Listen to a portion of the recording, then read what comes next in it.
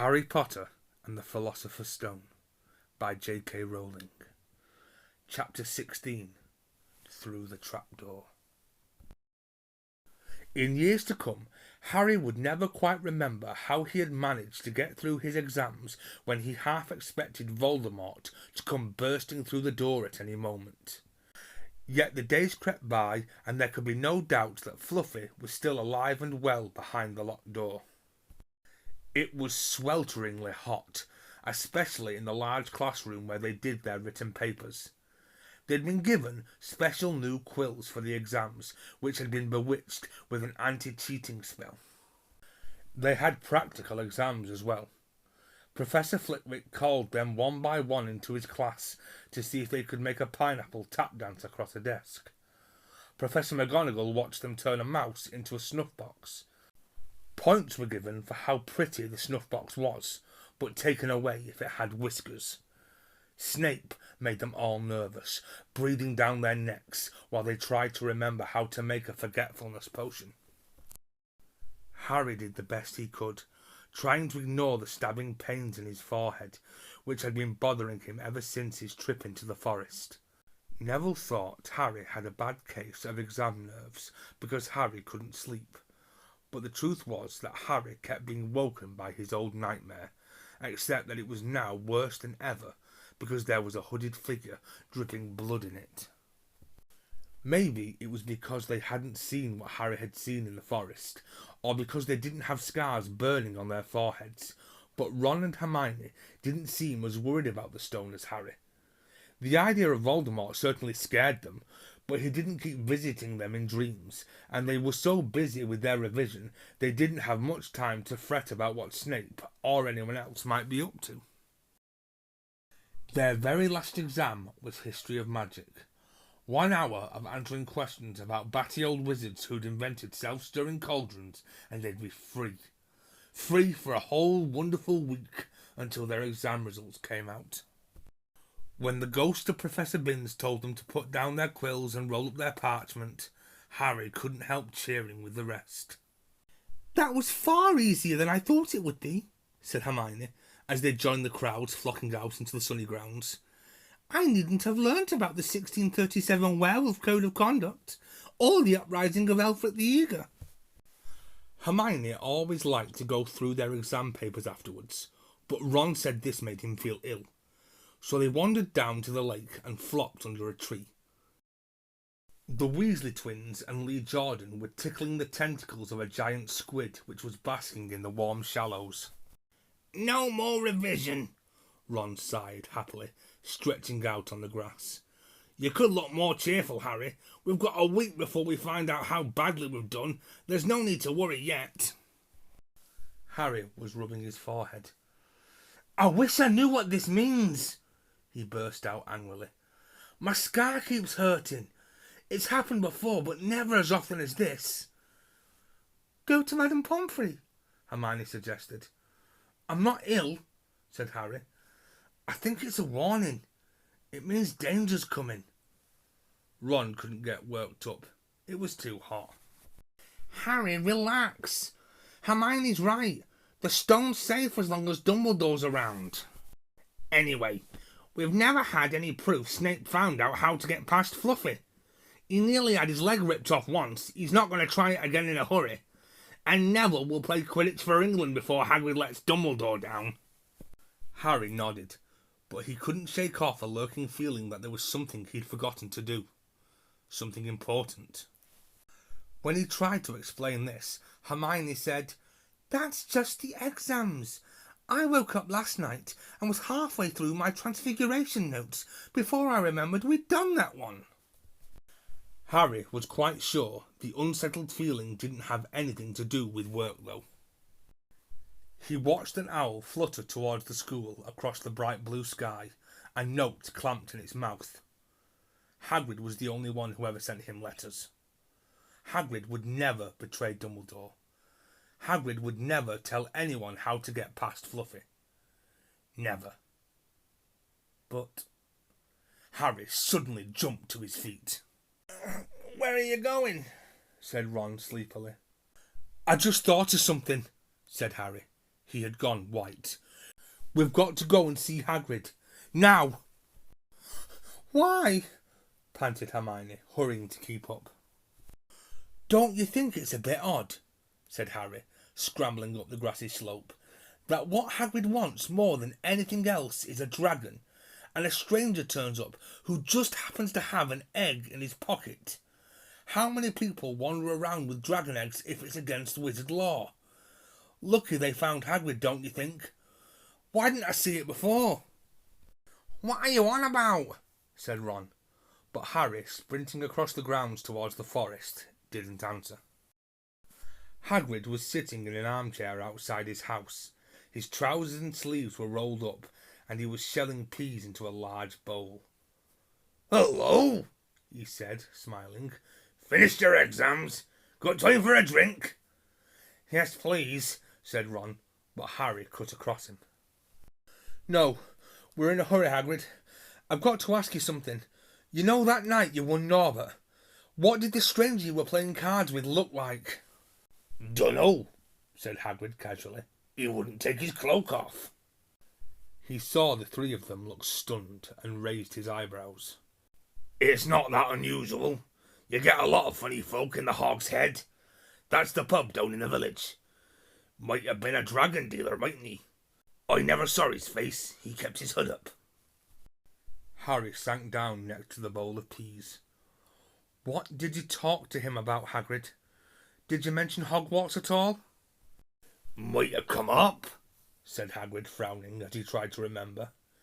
"Yeah, he asked what I did, and I told him I was gamekeeper here.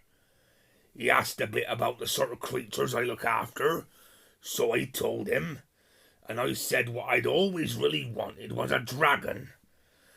And then, I can't remember too well because he kept buying me drinks. Let's see. Yeah, then he said he had the dragon egg, and we could play cards for it if I wanted. But he had to be sure I could handle it. He didn't want it to go to any old home. So I told him, after Fluffy, a dragon would be easy." "And did he seem interested in Fluffy?" Harry asked, trying to keep his voice calm. "Well, yeah. How many three-headed dogs do you meet even around Hogwarts? So I told him, Fluffy's a piece of cake if you know how to calm him down. Just play him a bit of music and he'll go straight off to sleep." Hagrid suddenly looked horrified. "I shouldn't have told you that," he blurted out. "Forget I said it. Hey, where are you going?" Harry, Ron and Hermione didn't speak to each other at all until they came to a halt in the entrance hall, which seemed very cold and gloomy after the grounds. "We've got to go to Dumbledore," said Harry. "Hagrid told that stranger how to get past Fluffy, and it was either Snape or Voldemort under that cloak. It must have been easy once he'd got Hagrid drunk. I just hope Dumbledore believes us. Firenze might back us up if Bane doesn't stop him. Where's Dumbledore's office?" They looked around as if hoping to see a sign pointing them in the right direction. They had never been told where Dumbledore lived, nor did they know anyone who had been sent to see him. "We'll just have to..." Harry began, but a voice suddenly rang across the hall. "What are you three doing inside?" It was Professor McGonagall, carrying a large pile of books. "We want to see Professor Dumbledore," said Hermione, rather bravely, Harry and Ron thought. "See Professor Dumbledore?" Professor McGonagall repeated, as though this was a very fishy thing to want to do. "Why?" Harry swallowed. Now what? "It's a sort of secret," he said, but he wished at once he hadn't, because Professor McGonagall's nostrils flared. "Professor Dumbledore left 10 minutes ago," she said coldly. "He received an urgent owl from the Ministry of Magic and flew off for London at once." "He's gone!" said Harry frantically. "Now?" "Professor Dumbledore is a very great wizard, Potter. He has many demands on his time. But this is important. Something you have to say is more important than the Ministry of Magic, Potter." "Look," said Harry, throwing caution to the winds. Professor, it's about the Philosopher's Stone. Whatever Professor McGonagall had expected, it wasn't that. The books she was carrying tumbled out of her arms, but she didn't pick them up. How do you know? She spluttered. Professor, I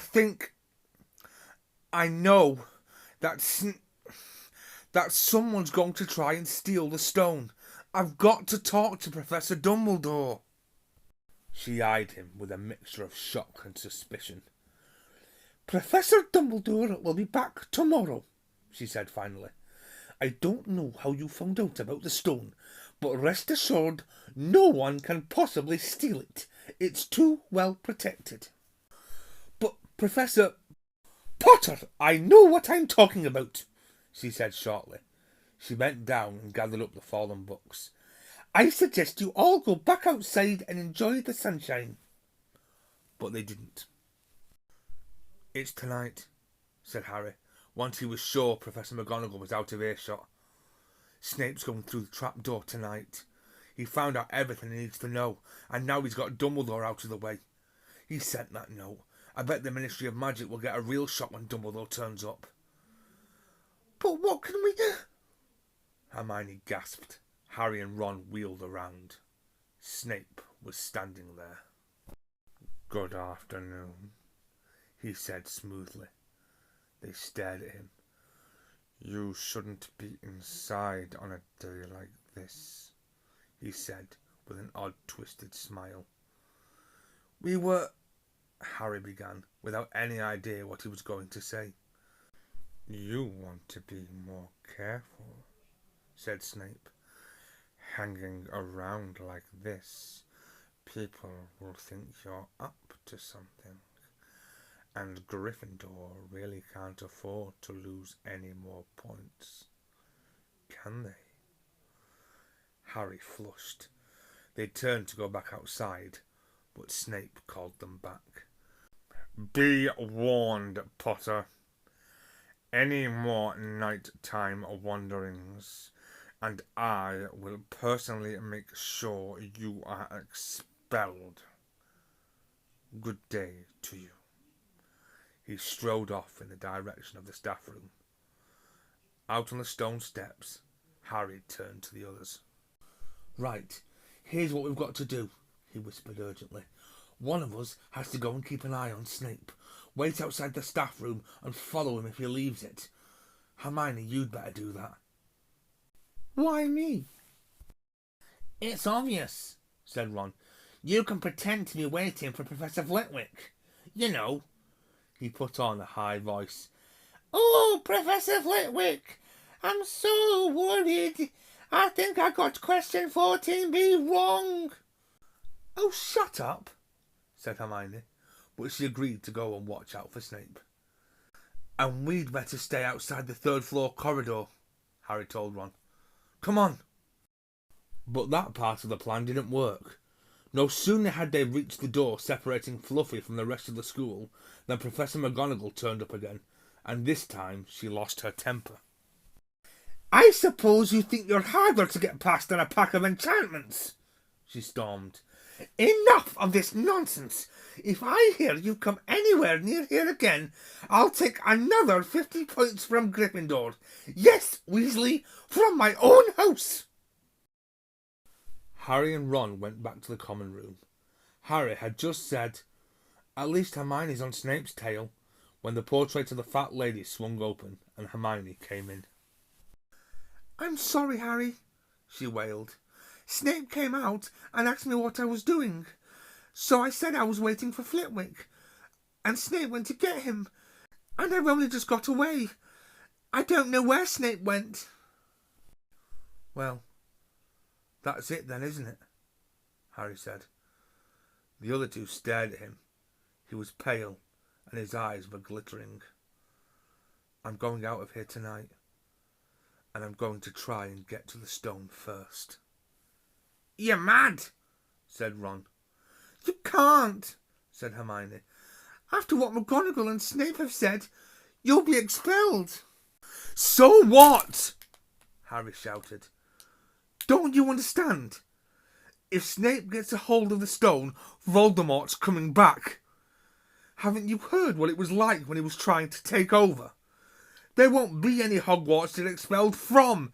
He'll flatten it, or turn it into a school for the dark arts. Losing points doesn't matter anymore, can't you see? Do you think he'll leave you and your families alone if Gryffindor win the House Cup? If I get caught before I can get to the stone, well, I'll have to go back to the Dursleys and wait for Voldemort to find me there. It's only dying a bit later than I would have done, because I'm never going over to the dark side. I'm going through that trapdoor tonight, and nothing you two say is going to stop me. Voldemort killed my parents, remember? He glared at them. You're right, Harry, said Hermione in a small voice. I'll use the invisibility cloak, said Harry. It's just lucky I got it back. But will it cover all three of us? Said Ron. All three of us? Oh, come off it. You don't think we'd let you go alone? Of course not, said Hermione briskly. How do you think you'd get to the stone without us? I'd better go and look through my books. There might be something useful. But if we get caught, you two will be expelled too.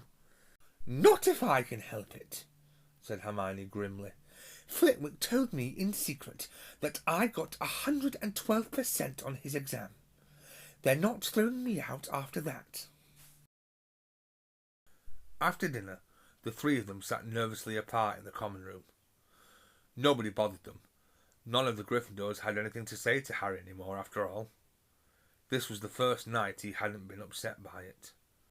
Hermione was skimming through all her notes, hoping to come across one of the enchantments they were about to try and break. Harry and Ron didn't talk much. Both of them were thinking about what they were about to do. Slowly the room emptied as people drifted off to bed. Better get the cloak, Ron muttered, as Lee Jordan finally left, stretching and yawning. Harry ran upstairs to their dark dormitory. He pulled out the cloak, and then his eyes fell on the flute Hagrid had given him for Christmas. He pocketed it to use on Fluffy. He didn't feel much like singing. He ran back down to the common room. We'd better put the cloak on here and make sure it covers all three of us. If Filch spots one of our feet wandering along on its own. What are you doing? Said a voice from the corner of the room. Neville appeared from behind an armchair, clutching Trevor the Toad, who looked as though he'd been making another bid for freedom. Nothing, Neville, nothing, said Harry, hurriedly putting the cloak behind his back. Neville stared at their guilty faces. You're going out again, he said. No, said Hermione. No, we're not. Why don't you go to bed, Neville? Harry looked at the grandfather clock by the door. They couldn't afford to waste any more time. Snape might even now be playing Fluffy to sleep. You can't go out, said Neville. You'll be caught again. Gryffindor will be in even more trouble. You don't understand, said Harry. This is important. But Neville was clearly steeling himself to do something desperate. I won't let you do it, he said, hurrying to stand in front of the portrait hole. I'll fight you. Neville, Ron exploded. Get away from that hole and don't be an idiot. Don't you call me an idiot, said Neville. I don't think you should be breaking any more rules. And you were the one who told me to stand up to people. Yes, but not to us, said Ron in exasperation. Neville, you don't know what you're doing. He took a step forward and Neville dropped Trevor the Toad, who leapt out of sight. Go on then. Try and hit me, said Neville, raising his fists. I'm ready. Harry turned to Hermione. Do something, he said desperately. Hermione stepped forward. Neville, she said, I'm really, really sorry about this. She raised her wand. Petrificus totalis, she cried, pointing it at Neville. Neville's arms snapped to his sides. His legs sprang together, his whole body rigid. He swayed where he stood, and then fell flat on his face, stiff as a board. Hermione ran to turn him over. Neville's jaws were jammed together so he couldn't speak. Only his eyes were moving, looking at them in horror. What have you done to him? Harry whispered. It's the full body bind, said Hermione miserably. Oh, Neville, I'm so sorry. We had to, Neville. No time to explain, said Harry. You'll understand later, Neville, said Ron as they stepped over him and pulled on the invisibility cloak. But leaving Neville lying motionless on the floor didn't feel like a very good omen. In their nervous state, every statue's shadow looked like Filch. Every distant breath of wind sounded like Peeves swooping down on them. At the foot of the first set of stairs, they spotted Mrs. Norris, skulking near the top. Oh, let's kick her, just this once, Ron whispered in Harry's ear, but Harry shook his head. As they climbed carefully around her, Mrs. Norris turned her lamp-like eyes on them, but didn't do anything. They didn't meet anyone else until they reached the staircase up to the third floor. Peeves was bobbing halfway up, loosening the carpet so that people would trip. Who's there? He said suddenly as they climbed toward him. He narrowed his wicked black eyes. Know you're there, even if I can't see you. Are you ghouly or ghosty or witched and beastie? He rose up in the air and floated there, squinting at them. Should call Filch, I should, if something's a-creeping around unseen. Harry had a sudden idea. Peeves, he said in a hoarse whisper. The bloody Baron had his own reasons for being invisible. Peeves almost fell out of the air in shock. He caught himself in time and hovered about a foot off the stairs. So sorry, your bloodiness, Mr. Baron, sir, he said greasily. My mistake. I didn't see you. Of course, I didn't. You're invisible. Forgive old Peeves his little joke, sir. I have business here, Peeves, croaked Harry. Stay away from this place tonight. I will, sir. I most certainly will, said Peeves, rising up in the air again. Hope your business goes well, Baron. I'll not bother you. And he scooted off. Brilliant, Harry, whispered Ron. A few seconds later, they were there, outside the third-floor corridor, and the door was already ajar. Well, there you are, Harry said quietly. Snape's already got past Fluffy. Seeing the open door somehow seemed to impress upon all three of them what was facing them. Underneath the cloak, Harry turned to the other two. If you want to go back, I won't blame you, he said. You can take the cloak. I won't need it now. Don't be stupid, said Ron. We're coming, said Hermione. Harry pushed the door open. As the door creaked, low rumbling growls met their ears. All three of the dog's noses sniffed madly in their direction, even though it couldn't see them. What's that at its feet? Hermione whispered. Looks like a harp, said Ron. Snape must have left it there. It must wake up the moment you stop playing, said Harry. Well, here goes. He put Hagrid's flute to his lips and blew. It wasn't really a tune, but from the first note, the beast's eyes began to droop. Harry hardly drew breath. Slowly, the dog's growls ceased.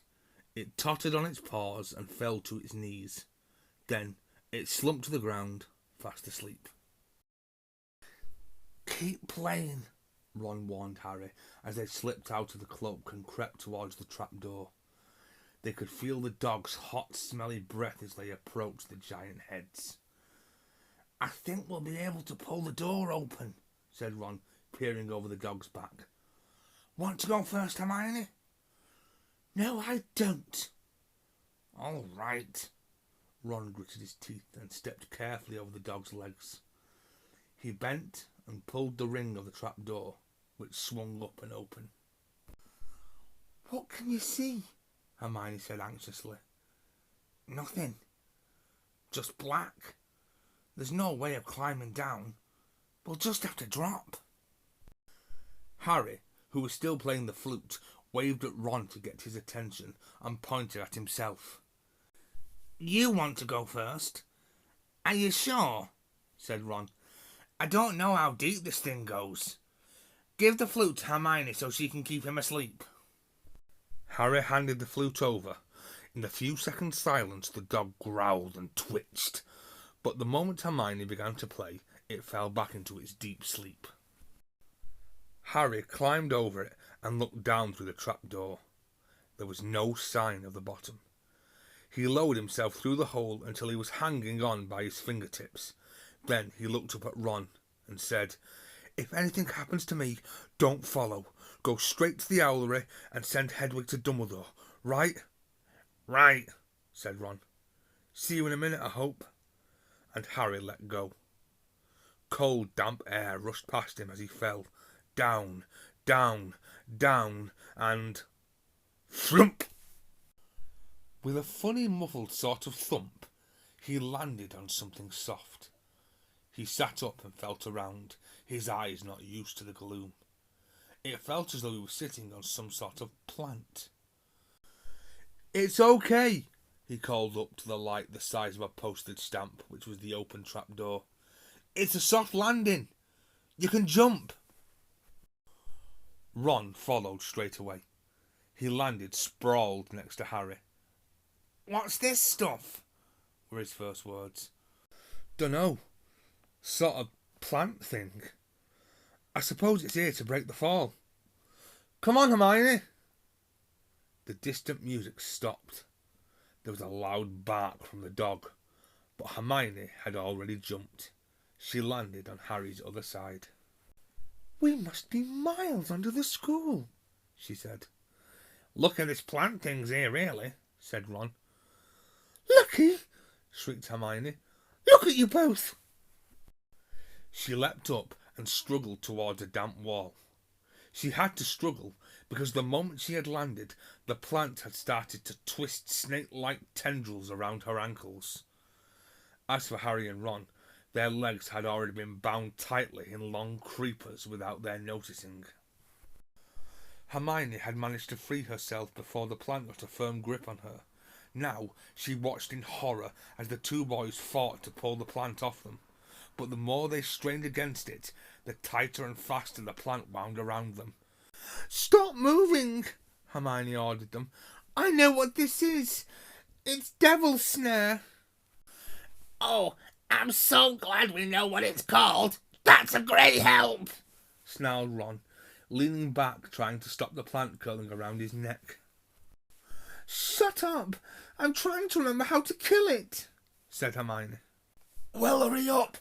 I can't breathe," Harry gasped, wrestling with it as it curled around his chest. "Devil's Snare, Devil's Snare. What did Professor Sprout say? It likes the dark and the damp." "So light a fire," Harry choked. "Yes, of course. But there's no wood," Hermione cried, wringing her hands. "Have you gone mad?" Ron bellowed. "Are you a witch or not?" "Oh, right," said Hermione, and she whipped out her wand, waved it, muttered something, and sent a jet of the same bluebell flame she had used on Snape at the plant. In a matter of seconds, the two boys felt it loosening its grip as it cringed away from the light and warmth. Wriggling and flailing, It unravelled itself from their bodies, and they were able to pull free. "Look at you, pay attention in herbology, Hermione," said Harry, as he joined her by the wall, wiping sweat off his face. "Yeah," said Ron. "And lucky Harry doesn't lose his head in a crisis. There's no wood, honestly." "This way," said Harry, pointing down a stone passageway which was the only way on. All they could hear, apart from their footsteps, was the gentle drip of water trickling down the walls. The passageway sloped downwards, and Harry was reminded of Gringotts. With an unpleasant jolt of the heart, he remembered the dragons said to be guarding vaults in the Wizard's Bank. If they met a dragon, a fully grown dragon, Norbert had been bad enough. "Can you hear something?" Ron whispered. Harry listened. A soft rustling and clinking sound seemed to be coming from up ahead. "Do you think it's a ghost?" "I don't know. Sounds like wings to me." "There's light ahead. I can see something moving." They reached the end of the passageway and saw before them a brilliantly lit chamber, its ceiling arching high above them. It was full of small, jewel-bright birds, fluttering and tumbling all around the room. On the opposite side of the chamber was a heavy wooden door. "Do you think they'll attack us if we cross the room?" said Ron. "Probably," said Harry. "They don't look very vicious, but I suppose if they all swoop down at once, well, there's nothing for it. I'll run." He took a deep breath, covered his face with his arms, and sprinted across the room. He expected to feel sharp beaks and claws tearing at him any second. But nothing happened. He reached the door untouched. He pulled the handle, but it was locked. The other two followed him. They tugged and heaved at the door, but it wouldn't budge, not even when Hermione tried her Alohomora charm. "Now what?" said Ron. "These birds, they can't be here just for decoration," said Hermione. They watched the birds soaring overhead, glittering. "Glittering? They're not birds," Harry said suddenly. "They're keys. Winged keys. Look carefully. So that must mean—" He looked around the chamber while the other two squinted up at the flock of keys. "Yes! Look! Broomsticks! We've got to catch the key to the door." "But there are hundreds of them." Ron examined the lock on the door. "We're looking for a big, old-fashioned one. Probably silver like the handle." They seized a broomstick each and kicked off into the air, soaring into the midst of the cloud of keys. They grabbed and snatched, but the bewitched keys darted and dived so quickly it was almost impossible to catch one. Not for nothing, though, was Harry the youngest seeker in a century. He had a knack for spotting things other people didn't. After a minute's weaving about through the whirl of rainbow feathers, he noticed a large silver key that had a bent wing, as if it had already been caught and stuffed roughly into the keyhole. "That one!" he called to the others. "That big one! There! No, there! With bright blue wings! The feathers are all crumpled on one side." Ron went speeding in the direction that Harry was pointing, crashed into the ceiling, and nearly fell off his broom.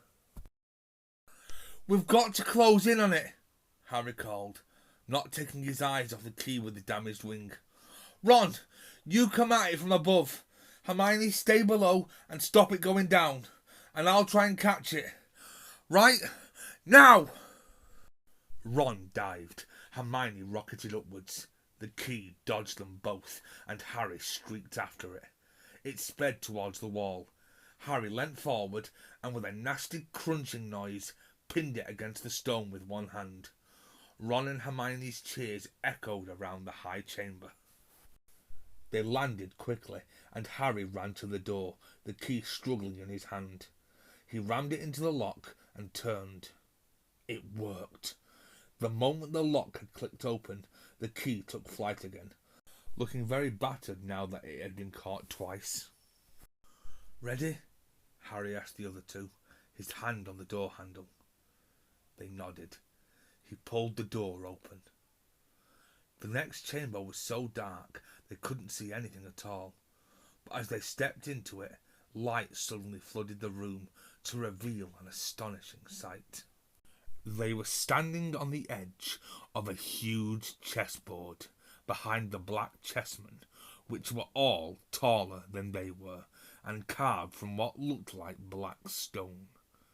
Facing them, way across the chamber, were the white pieces. Harry, Ron, and Hermione shivered slightly. The towering white chessmen had no faces. "Now what do we do?" Harry whispered. "It's obvious, isn't it?" said Ron. "We've got to play our way across the room." Behind the white pieces they could see another door. "How?" said Hermione nervously. "I think," said Ron, "we're going to have to be chessmen." He walked up to a black knight and put his hand out to touch the knight's horse. At once the stone sprang to life. The horse pawed the ground, and the knight turned his helmeted head to look down at Ron. "Do we have to join you to get across?" The black knight nodded. Ron turned to the other two. "This wants thinking about," he said. "I suppose we've got to take the place of 3 of the black pieces." Harry and Hermione stayed quiet, watching Ron think. Finally, he said, "Now, don't be offended or anything, but neither of you are that good at chess." "We're not offended," said Harry quickly. "Just tell us what to do." "Well, Harry, you take the place of that bishop, and Hermione, you go next to him instead of that castle." "What about you?" "I'm going to be a knight," said Ron. The chessmen seemed to have been listening, because at these words a knight, a bishop, and a castle turned their backs on the white pieces and walked off the board, leaving 3 empty squares, which Harry, Ron, and Hermione took. "White always plays first in chess," said Ron, peering across the board. "Yes, look." A white pawn had moved forward 2 squares.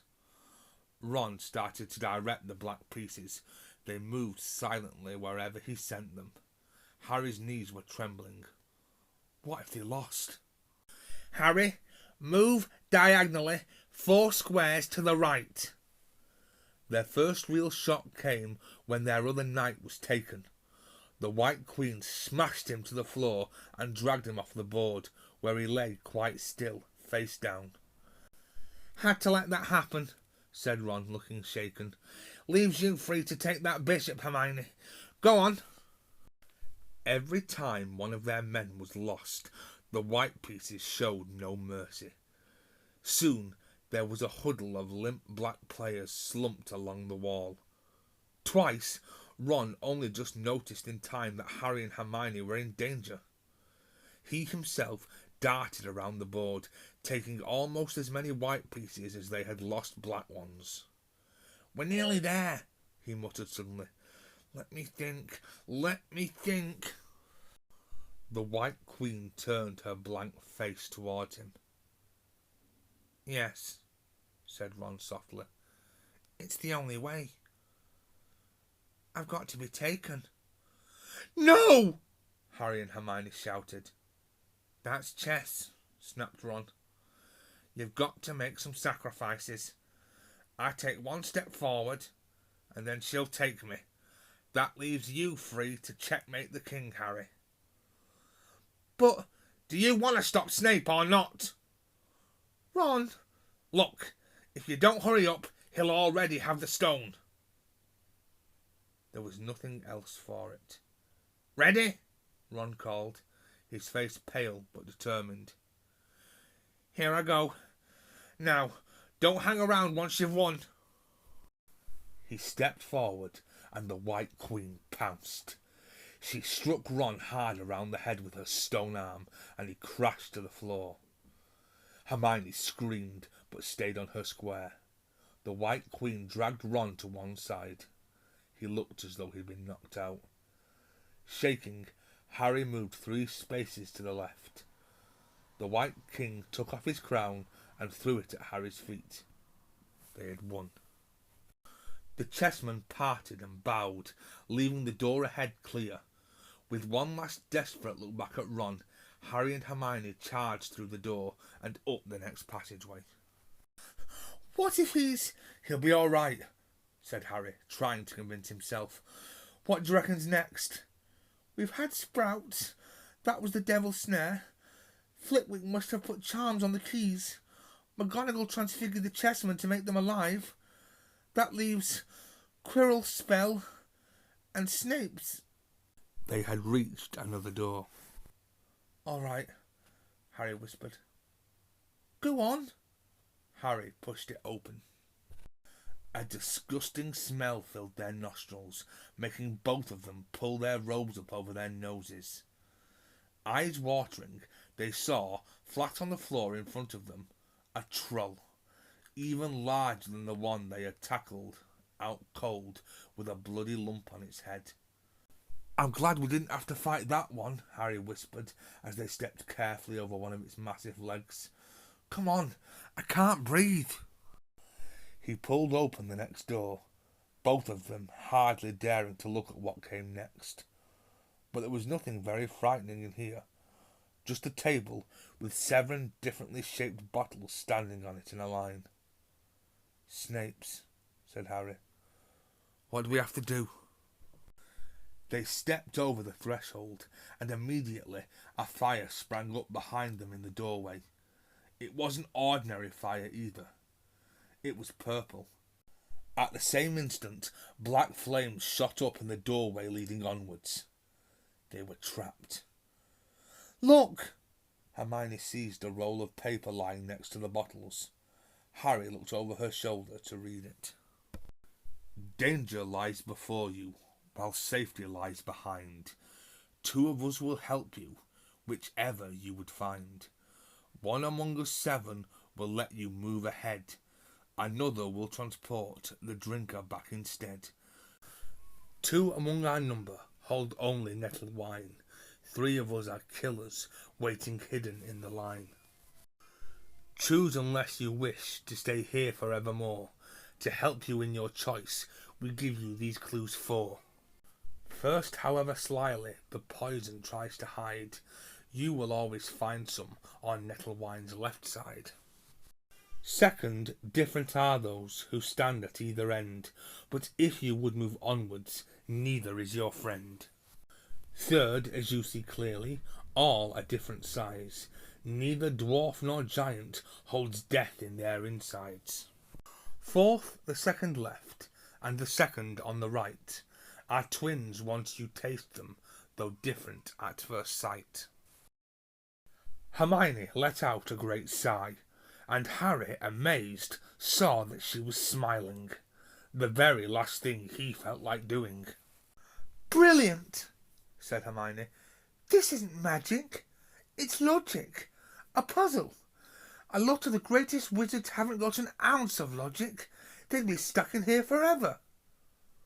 But so will we, won't we? Of course not, said Hermione. Everything we need is here on this paper. 7 bottles, 3 are poison, 2 are wine. 1 will get us safely through the black fire, and 1 will get us back through the purple. But how do we know which to drink? Give me a minute. Hermione read the paper several times. Then she walked up and down the line of bottles, muttering to herself and pointing at them. At last she clapped her hands. Got it, she said. The smallest bottle will get us through the black fire towards the stone. Harry looked at the tiny bottle. There's only enough there for one of us, he said. That's hardly 1 swallow. They looked at each other. Which one will get you back through the purple flames? Hermione pointed at a rounded bottle at the right end of the line. You drink that, said Harry. No, listen. Get back and get Ron. Grab brooms from the flying key room. They'll get you out of the trapdoor and past Fluffy. Go straight to the owlery and send Hedwig to Dumbledore. We need him. I might be able to hold Snape off for a while, but I'm no match for him, really. But, Harry, what if you know who's with him? Well, I was lucky once, wasn't I? Said Harry, pointing at his scar. I might get lucky again. Hermione's lip trembled, and she suddenly dashed at Harry and threw her arms around him. Hermione! Harry, you're a great wizard, you know. I'm not as good as you, said Harry, very embarrassed as she let go of him. Me, said Hermione. Books and cleverness. There are more important things. Friendship and bravery. And, oh, Harry, be careful. You drink first, said Harry. You are sure which is which, aren't you? Positive, said Hermione. She took a long drink from the round bottle at the end and shuddered. It's not poison, said Harry anxiously. No, but it's like ice. Quick, go before it wears off. Good luck. Take care. Go! Hermione turned and walked straight through the purple fire. Harry took a deep breath and picked up the smallest bottle. He turned to face the black flames. Here I come, he said, and he drained the little bottle in one gulp. It was indeed as though ice was flooding his body. He put the bottle down and walked forward. He braced himself, saw the black flames licking his body, but he couldn't feel them. For a moment he could see nothing but dark fire. Then he was on the other side, in the last chamber. There was already someone there, but it wasn't Snape. It wasn't even Voldemort.